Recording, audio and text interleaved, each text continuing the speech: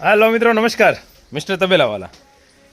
ઘણા બધા લોકો કહે કે ગયા વેતરે દૂધ વધારે હતું અને આ વખતે દૂધ ઘટી ગયું. આનું કારણ શું?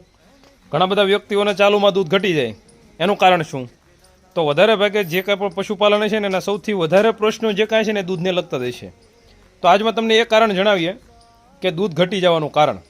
જો ગયા વેતરે 10 લીટર દૂધ કરતી હોય અને આ વેતરે દૂધ ઘટ્યું તો એનું સૌથી મોટામાં મોટું એક જ રીઝન, એને જે જર પડી એ ચોખ્ખી થઈ નથી, એની કોથળી ચોખ્ખી થઈ નથી.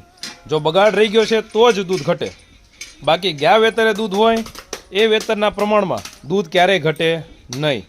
બીજી વસ્તુ કે જ્યારે તમે ભેંસ વિયાઈ ગઈ, ગાય વિયાઈ ગઈ, દૂધ કરે છે 5 લીટર, 7 લીટર, 10 લીટર અને એ લીટરની અંદર ઘટાડો આવે તો ખોરાકમાં ફેરફાર થયો છે. તો જ્યારે ખોરાકમાં ફેરફાર થાય ત્યારે એ ખોરાકમાં સુધારો કરીને દૂધને પાછું રિટર્ન લાવી શકાય.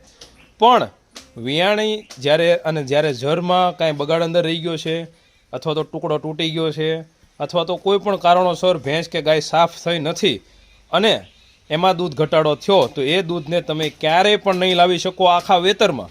અને પોસિબલ એ પણ છે પણ આવતા વેતરમાં પણ કદાચ દૂધમાં ફેરફાર દેખાય, બાકી એમાં પછી દૂધમાં ફેરફાર પડતો નથી.